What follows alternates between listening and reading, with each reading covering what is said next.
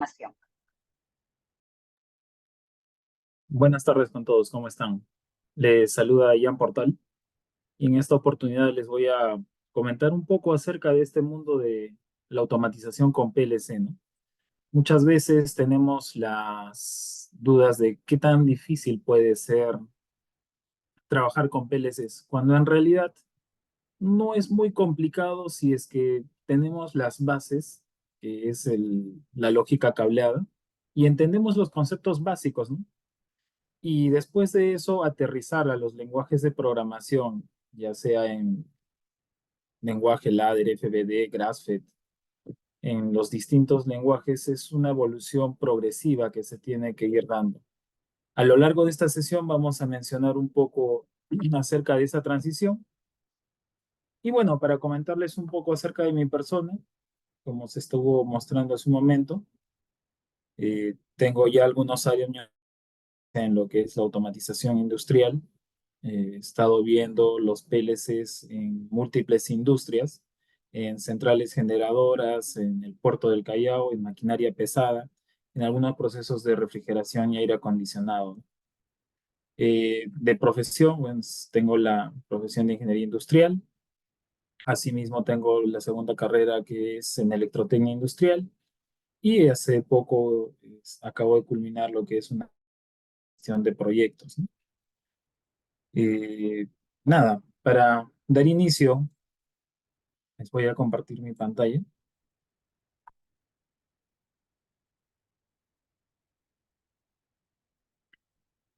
¿Podrían confirmar si se logra visualizar la pantalla, por favor? Sí, profesor, sí se ve. También había visto a un participante que indicó que no se escuchaba. Ah, bueno, ya. Si por ahí en algún momento se escucha bajo el audio o no se logra visualizar, me comunican, por favor. Ya. El día de hoy, como les mencioné, vamos a hablar un poco acerca de la transición de la lógica cableada al PLC, pero antes les voy a mencionar algo breve con respecto a la estructura del programa que vamos a llevar en este curso. Les comento que está dividido en 4 módulos. Empezamos con control industrial, seguido por PLC 1, programación y aplicaciones, PLC 2, programación avanzada, y por último, integración de sistemas industriales con PLC. Les comento un poco por qué hemos estructurado de esta manera la enseñanza del PLC. ¿Qué tiene que ver el control industrial? De repente algunos podrían decir. Como es bien sabido, el control industrial es el sistema de automatización más básico y más común de encontrar en la industria, ya sea en diferentes tipos de arranques directos, estrella, triángulo, inversión de giro, control de motores, algunos automatismos para control de luminarias, etc. Entonces, la idea es que antes de que nosotros nos sentemos a programar un PLC, podamos entender correctamente cómo hacer un control industrial, qué periféricos vamos a utilizar, cómo vamos a seleccionar ciertos. Que no solamente es sentarnos en la computadora y hacer una programación, va más allá. Tenemos que ser tan competitivos hoy en día que tenemos que estar preparados no solamente para hacer la programación en el PLC, sino tener las nociones o saber, propiamente dicho, cómo realizar una instalación completa. La idea es que tú seas capaz de realizar proyectos de automatización y no solamente se limiten a una programación, seas capaz de realizar el tablero eléctrico, el tablero de control, el programa y la posterior instalación de este equipo. Y para ello, pues tienes que dimensionar, ¿no?, los componentes de entrada y salida. ¿Ya? Eso es al respecto para darles la idea de por qué iniciamos esto con control industrial, posteriormente con PLC 1, PLC 2 e integración. En PLC 1 les voy adelantando, vemos un poco acerca de control discreto. En PLC 2 vemos lo que es control analógico y comenzamos a tocar ya un poco de integración en pequeñas redes. Ya en el cuarto módulo vemos netamente pues la integración de los sistemas industriales con PLC, con diferentes protocolos de comunicación, ¿no? El famoso maestro esclavo que podemos hacer entre los PLCs. Bueno,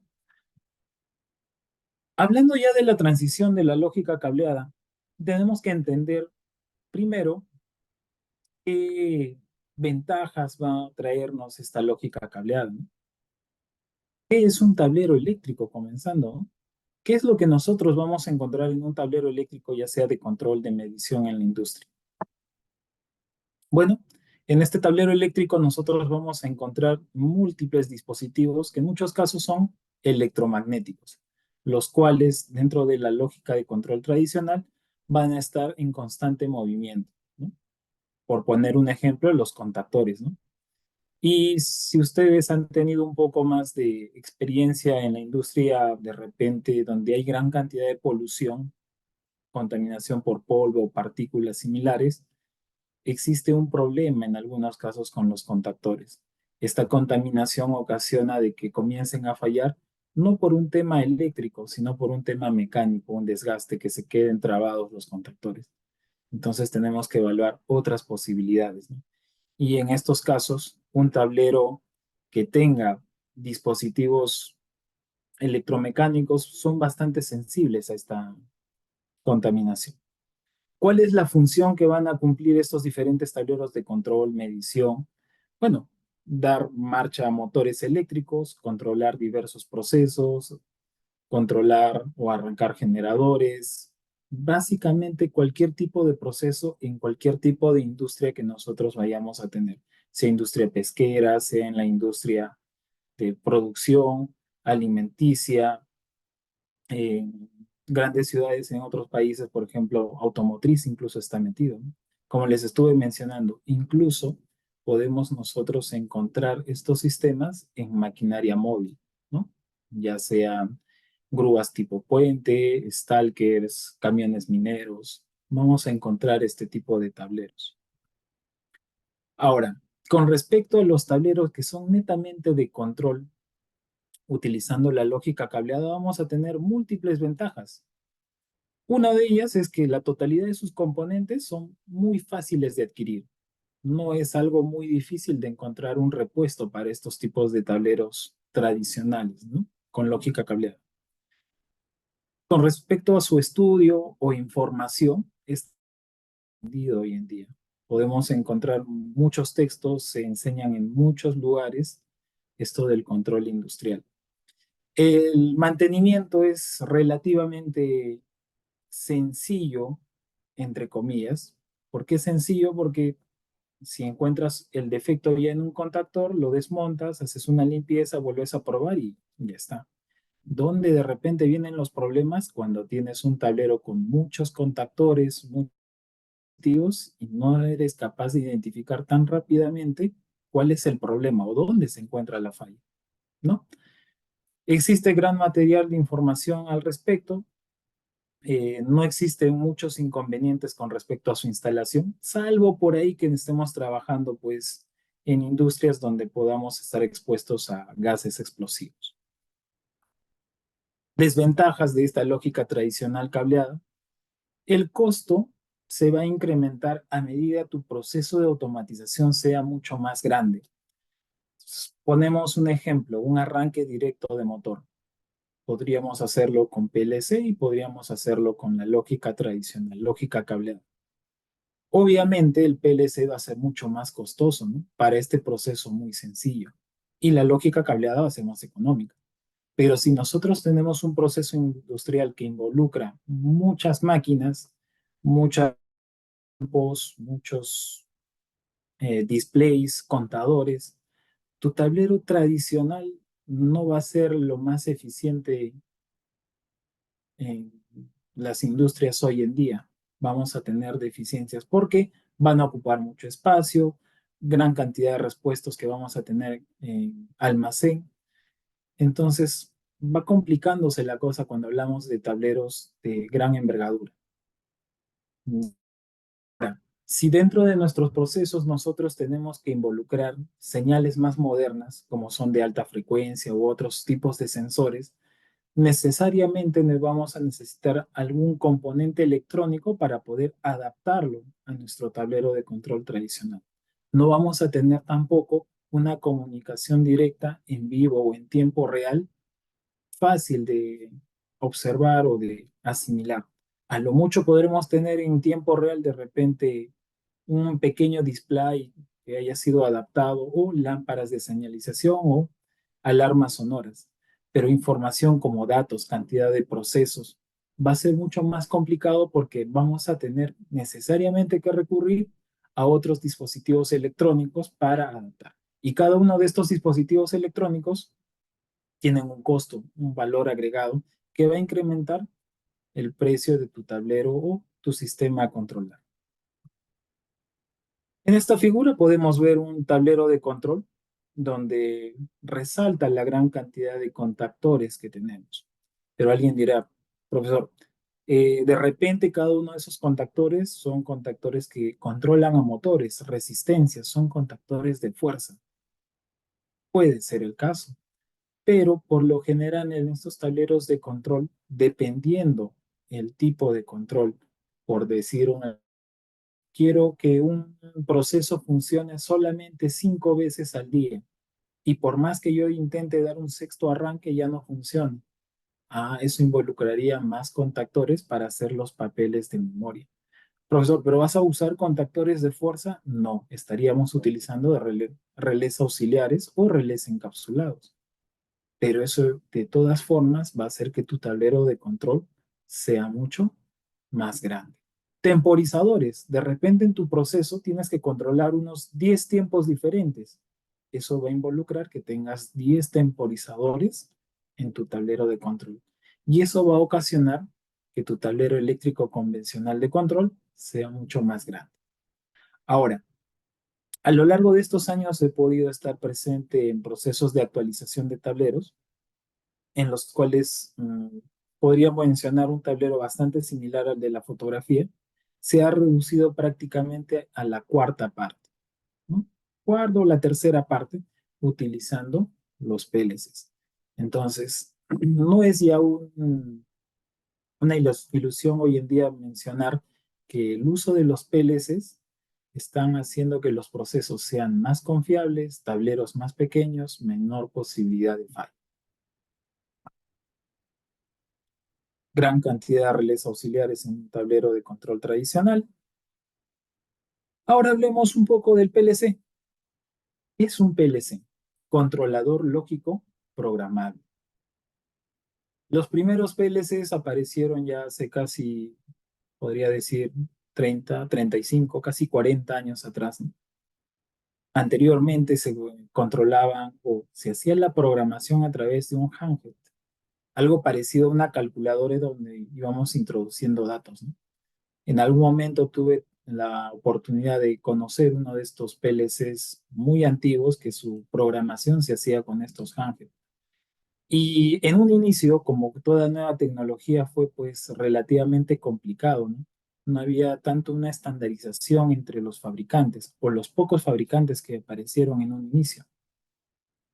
Hoy en día tenemos más información al respecto. Los fabricantes de PLCs sueltan bastantes papers, información al respecto, investigaciones de ciertos procesos y por ahí van agregando pues la parte comercial de su propia marca, ¿no? Indicando que tiene un mejor rendimiento o performance cada una de estas marcas. Sin embargo, hoy en día ya existe una estandarización en los lenguajes de programación y gracias a ellos podemos controlar diferentes tipos de procesos, ya sean procesos netamente abocados a lo que es la parte de control de energía, procesos hidráulicos, procesos que involucran un control análogo y un control discreto. No sé si hasta el momento alguien tiene alguna consulta. Por ahí me podrían ayudar si alguien tiene por ahí una duda.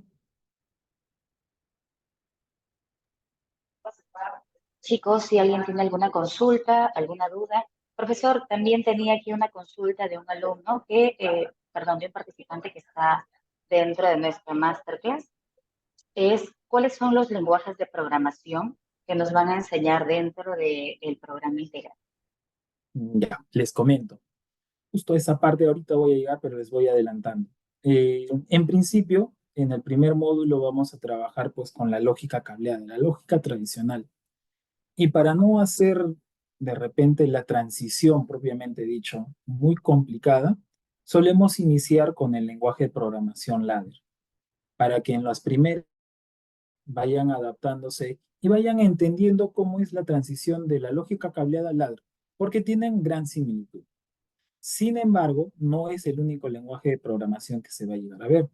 En el segundo módulo, que es PLC 1, vamos a ver ladder y vamos a ver también el lenguaje de bloques, ¿no? En el tercer módulo ya vamos a ir avanzando más con el lenguaje de bloques y vamos a comenzar a ingresar al lenguaje gráfico. Y esos son los lenguajes de programación más usados que tenemos hoy en día. ¿Existe otro lenguaje también por entrada de escritura de texto? Sí, pero eso ya involucra pues un proceso más analítico y un poco más de experiencia, ¿no? Y preferimos hacerlo paso a paso, evolucionando poco progresivamente el aprendizaje del participante, ¿no? Perfecto, profesor. Muchas gracias por la explicación. Ahora tenemos a participante que es Kenneth Chávez, que nos indica qué tan inmersa es el manejo de Big Data en automatización. No te logré escuchar muy bien. Nos pregunta qué tan inmerso está el manejo de Big Data en automatización. Ah, bueno, por ejemplo, cuando se vaya a tomar decisiones, a ver, pongamos un ejemplo que he visto en campo, relacionado a control de subestaciones eléctricas. Les comento, con un PLC no solamente puedo controlar procesos pues, visibles en los cuales voy a encender, apagar una máquina, también puedo trabajar con información incluso con la nube. Una industria relacionada al rubro de energía eléctrica, distribución, estaba comenzando a trabajar en sus subestaciones eléctricas. ¿Qué tan probable era una falla de distintos tipos, ¿no? Ya sea cortocircuito, sobrecarga, subtensión?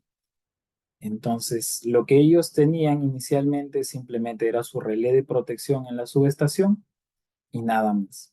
Entonces, ¿qué decidieron hacer ellos? Instalaron un Centron Pack, el cual es un equipo capaz de medir potencia, tensión, corriente, y que incorporaba la función de registrador. Con esta función de registrador, ¿qué es lo que hace este equipo? Comienza a almacenar la data en tiempo real, pues, ¿no? En una base de datos. Entonces, ¿qué es lo que hacía el PLC? Capturaba esta base de datos y de acuerdo a eso iba ejecutando algunos comandos y mandaba alarmas, ¿no? Desde el 1 de enero hasta el 31 de diciembre ha habido, por decir, eh, unas 10 subtensiones. Y en base a esas 10 subtensiones mandaba un mensaje de texto a un supervisor o a la empresa indicando, oye, ha habido 10 subtensiones o sobretensiones a lo largo de un mes. ¿Qué es lo que debería corresponder? Se toma la decisión, una inspección, ¿por qué está ocurriendo este problema? Entonces, integrar estos sistemas incluso a lo que es la nube y tener la data en tiempo real desde un web server, ya es una realidad que está ingresando progresivamente en nuestro país, pero que en otros países como Europa, Estados Unidos, ya lo tienen manejando ya algunos años, ¿no? Entonces, este manejo de información ya está presente en los procesos de automatización. Perfecto, profesor. Aquí tenemos otra consulta. Nos comenta con qué PLC vamos a trabajar, si es Siemens, si es... En este curso vamos a trabajar con la marca Siemens, para ser más específicos, con los S300 y con los S1500.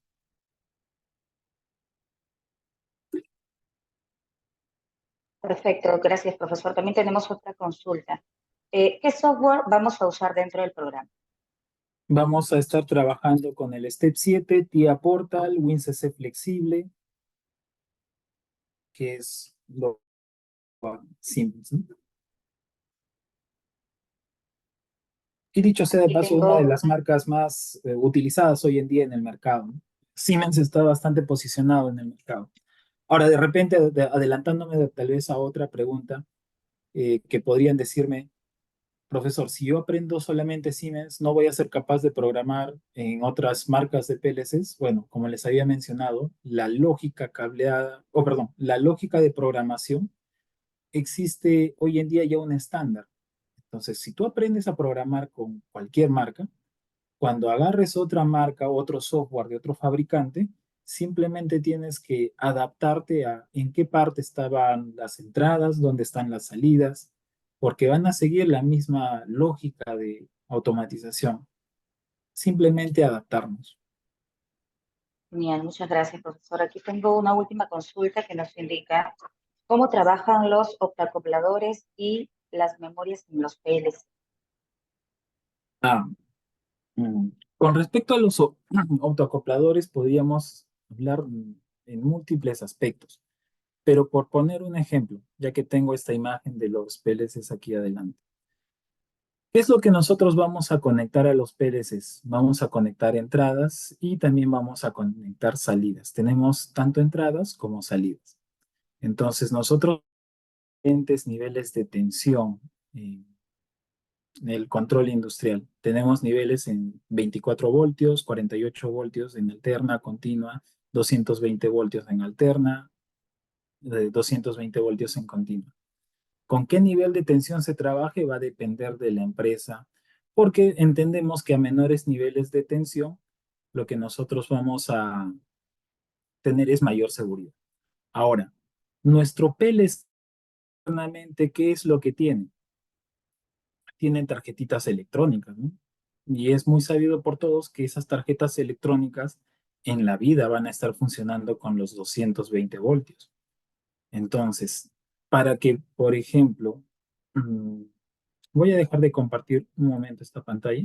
Voy a compartir mi pizarrita que suelo usar. Ya.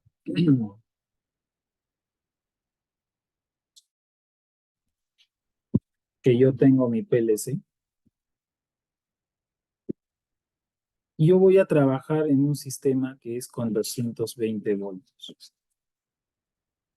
¿Ya? 220.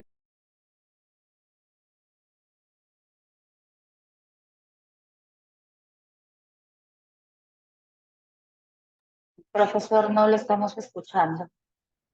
No se escucha. Ahora sí me logran escuchar. Ahora sí.